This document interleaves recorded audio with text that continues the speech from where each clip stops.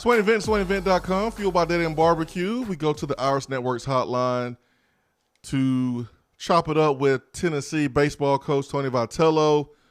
Tony, good morning. Morning to you. How are you? Man, we are fantastic. Thank you so much for joining us. How's it feel, Coach? Deal is done. I'm sure you're getting some phone calls from some long-lost cousins to borrow some money.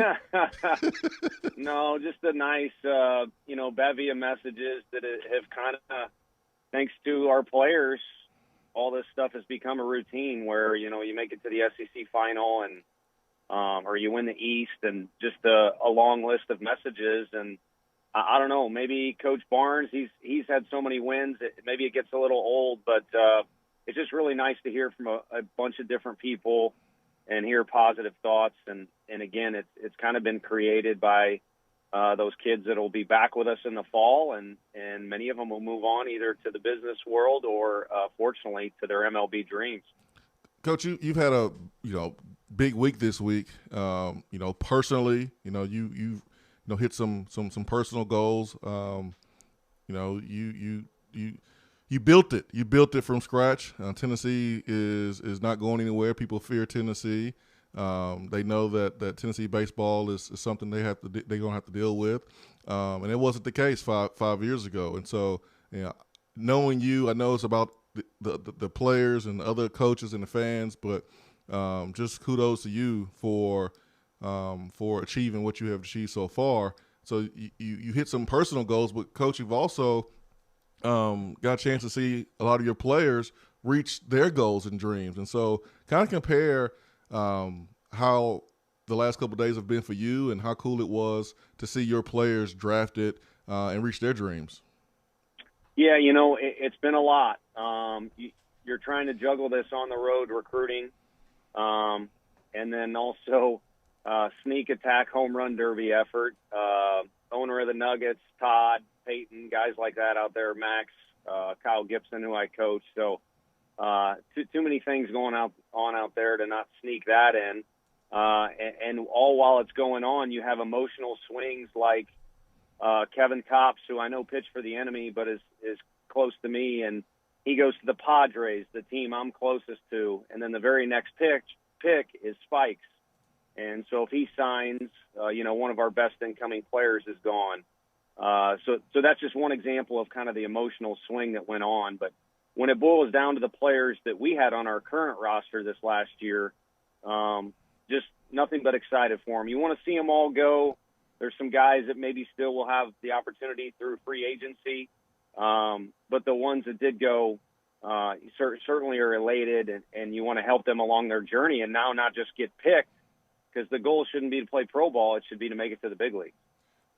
Tony, how much do you dislike the Tampa Bay Rays and Kansas City Royals this morning? And look, as a Yankees fan, I fully support all dislike for the Tampa Bay Rays. Yeah, the Rays, I didn't follow it closely enough, but they seem to have a theme of kind of spreading their money, evenly across the board. So it allowed them to do some things.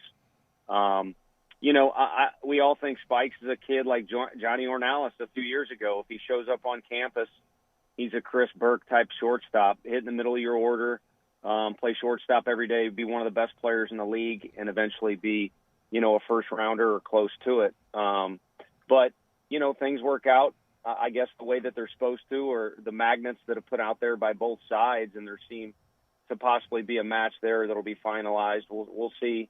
And then as far as Sean Hunley goes, I don't know how you can't hope for that guy, because he really wanted to go out.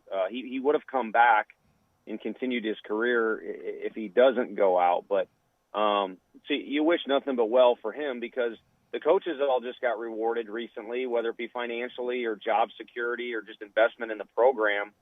And the things the kid's done for us, he deserves whatever he gets. And if he does jump on that pro opportunity, it'll be fun to follow his journey. On the flip side of maybe some things not going the way that you had hoped, you do get Chase Burns to campus. Just how massive is that? And I've kind of compared him to the next Blade Tidwell, just because a year after Blade, another in-state guy that can pump it up to triple digits and could go in the first round out of high school, and you're able to get him on campus. Just how big is it to get Chase Burns into your program? Yeah, say less, because you hit the nail on the head. I think anyone that followed our team, it's a very fair comparison you just made. He's kind of the next Blade Tidwell, and everyone has seen what Blade's been able to do for us. So you need to kind of keep that string going of arms like that. And, of course, there's other kids in the class, too, that I feel could make an immediate impact. But the ceiling may be the highest for Chase, and it's really a strong parallel to Blade. So Seth Stevenson is another guy who's a dynamic infielder we were able to keep. Blake Burke. I mean, there's other guys. It's just, the few that went grabbed some media attention. But you're going to take some blows in the draft if you're an SEC team. The key is to not leave any big holes, and I don't think that occurred for us. Coach Vitello here on the Swain Event, Tennessee baseball coach. A lot of change in college athletics moving forward, Coach, and NIL is a big change. And for you, how are you handling or approaching the NIL in terms of conversations you've had with your players and conversations that you had with recruits, kind of the selling Tennessee and being able to capitalize off of that? Yeah, the fan base is number one in all things. You talk about a contract and, also the momentum we have in our program, the potential we have for home wins in our stadium or the SEC tournament they showed out. So that fan base is prevalent in all conversations, so it definitely should carry over into the NIL that you could argue we could compete with anybody in the country for the surrounding people of our student athletes. The one thing I will discuss in person with our guys when they get back, and that's something we can't, you kind of delicately got to talk about it because we're not allowed to facilitate per the rules any of those things. But the one comment I will have to our group is be careful about putting that in front of, daily improvement in your field that actually gets you that attention. Because there will be a lot of energy, I think, put out into that from various student athletes across our campus and across the country. But I think the motivation and the thing that needs to be at the front of kind of the trail for each kid is daily improvement, and that'll bring on a lot of other things that they desire.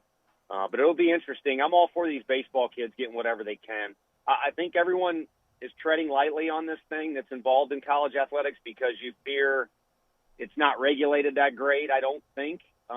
So where are people going to really exploit this and take advantage and bend the rules? And we won't know that for a few years. But for now, if a kid that plays outfield for us can get an extra $1,000 in his pocket, all power to him. Look at the attention some of our kids brought to our university and the extra work they put in during their summer. And these are kids that are paying upwards of $10,000, maybe $20,000 out of their pocket to go to school at University of Tennessee. Tony, I did want to ask you about the stadium and potential renovations. Obviously, your contract is done, but also a big part of the improvements that are trying to be made towards the baseball program include stadium renovations. Was there an agreement of any sorts to move on stadium renovations or upgrades or expansion moving forward? Yeah, so therein lies the answer to a question that may have come up in the community or just in our locker room. What's going on? Is there a delay in things? Well, on the front end of all these talks was, let's push this thing towards the end of the year. As long as we know University of Tennessee's committed to baseball, which they showed their commitment early on and had conviction to it, it made us feel good about what our thoughts were in our office. We don't have any desire to go anywhere. Knoxville's a great place to live. We love, the investment we've made work-wise, whether it be culture, recruiting. The fan base was a major X factor. So we want to work this thing out, but we also want to win as many games as possible. So let's push it down the road till postseason. Well, once we got to the summer where we were able to kind of fully discuss things, the stadium was a huge delay. And part of that is it's not all about what we want and what, the administration wants. There's, the state legislature and building commission and things like that. And eventually we just kind of had to kick the can down the road and say, let's get all this unified later. But for now, we need to move forward for recruiting purposes, so the fan base knows what's going on. So the very next step is to continue those stadium conversations, but have this in our kind of at the forefront for donors, our recruits, and everyone else that'll be involved, and just kind of unify those stadium plans. Last thing I got for you, Coach, before we get you out of here. Rick Barnes was lucky enough to have John Fulkerson return for a sixth year of eligibility because of COVID. You have a couple of guys who kind of fit the John Fulkerson mold, whether it be Evan Russell or Redmond Walsh, maybe a Luke Lipsius. Any word on those guys potentially returning? Yeah, I think Luke and Evan would be hopeful of a free agent deal, and if that's their request from us, you've seen it if you do the research. We're willing to help our guys. We don't want to try and block them from the draft, which after about the 15th round, a lot of those scouts will call you and say, hey, are you okay with us taking this guy, or do you want him back? And, I mean, obviously we want Zach Daniels back, but if my buddy's going to draft him and he can start his pro career and that's what the kid wants, then, we're kind of here to serve. And I think we'll help those guys, but there's a great chance all three of them could be back. When Redmond Walsh stayed in that room for next year's fall roster, all those young guys, Kyle Booker, whoever, they were elated. And I think it's important we have almost kind of keep that chain link going and have a link in the chain that has a good deal of last year's flavor to it. And part of that's going to need to be leaders like Luke and Evan and Redmond. And so I think there's a great chance, too, if not all three of those guys are back.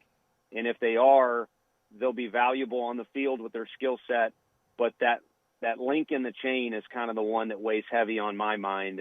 And there could be your answer right there with those three guys as well as a couple others.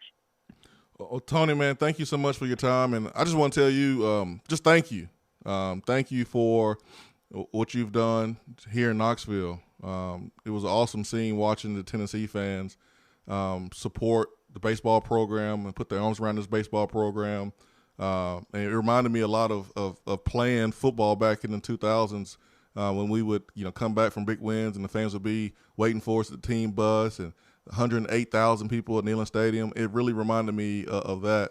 And I just want to tell you thank you so much for being you, because man, our fan base loves you, and it's good to see the players, gravitate towards you, and we see recruits are gravitating towards you as well. So they want to be a part of Tennessee. They want to play for you, and just thank you, Coach. I just want to tell you that.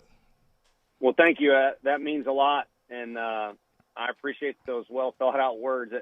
Again, it means a lot, and it's reciprocated, from me to you, but also to everybody else. And again, it's at the core of why we feel it's a great place and the place to be, not searching elsewhere. And it also, I can promise anyone listen, is fueling the fire that's burning to make sure some of those things get duplicated, that the people think enough of us to meet the team bus and give us a police escort and on all those things. So we'll be hard at work to make sure it's repeated in some form or fashion.